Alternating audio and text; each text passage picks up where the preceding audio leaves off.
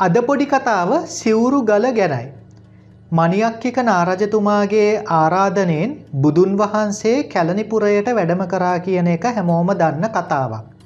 බුදුන් වහන්සේ කැලණිපුරවරයට වැඩම කළා මේ ධර්ම දේශනාව කරන්න කලින් කැලණි ගගෙන් ජල ස්නානය කරා කියලා ජනප්‍රවාදයේ සඳහන් වෙනවා.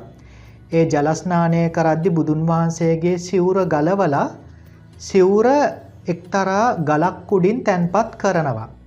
එහෙම සිවුර ගලවලා ඒ තැන්පත් කරපු ගල තමයි සිවුරු ගල කියලා හඳුන්වන්නේ. මට මතකයි අපි පුංචි කාලේ එහෙම සිවුර තැන්පත් කරන්න ඇති කියලා හඳුනාගෙන තියෙන ඒ සිවුරු ගල කැලණිය රජමහා විහාරස්ථානයේ දේවාල සංකීර්ණය පිටිපස්සට වෙන්න තියෙන එක්තරා ස්ථානයක බොහොම විවෘතව දැක ගන්න පුළුවන් වෙන විදිහට තැන්පත් කරලා තිබ්බා. ඉතින් ඕගොල්ලෝ මේ දකින්නේ ඒ කාලේ අපි ඡායාරූපගත කරපු සිවුරු ගලේ ඡායාරූපයක්. අද වෙනකොට මේ සිවුරු ගල ඕගොල්ලන්ට දැක ගන්න පුළුවන් කැලණි ගග අසබඩ. ඉතින් මට මතක විදිහට 2020 වර්ෂයේ වෙන්න ඕන. 2020 වර්ෂයේ මේ සිවුරු ගල නැවත කැලණි ගග ආසන්නයට ගෙනහිල්ලා තැන්පත් කළා. ඒ සිවුරු ගල වටේට මන්දිරයක් නිර්මාණය කරනවා.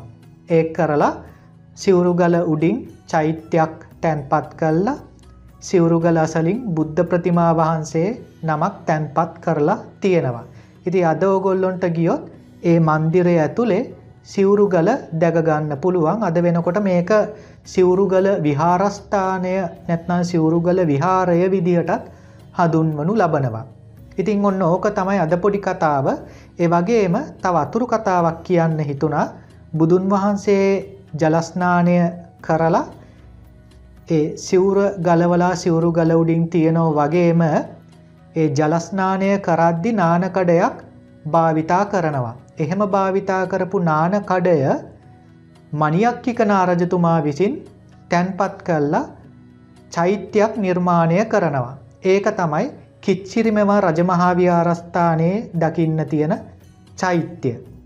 ඉතින් අපි කැලණි ගගෙන් එහා පැත්තේ තියෙන කිච්චිරිමෙව රජමහා විහාරස්ථානය ගැනත් ඒ චෛත්‍ය ගැනත් ඒ විහාරස්ථානයේ තියෙන විශේෂිත සෙල්ලිපි ගැනත් වැඩසටහන් දෙකක් කළා. ඒ වැඩසටහන් වල ලින්ක්ස් ඕගොල්ලන්ට මේ වීඩියෝ එකේ ඩිස්ක්‍රිප්ෂන් එකේ සහ පළවෙනි කමෙන්ට් එකෙන් බලන්න පුළුවන්.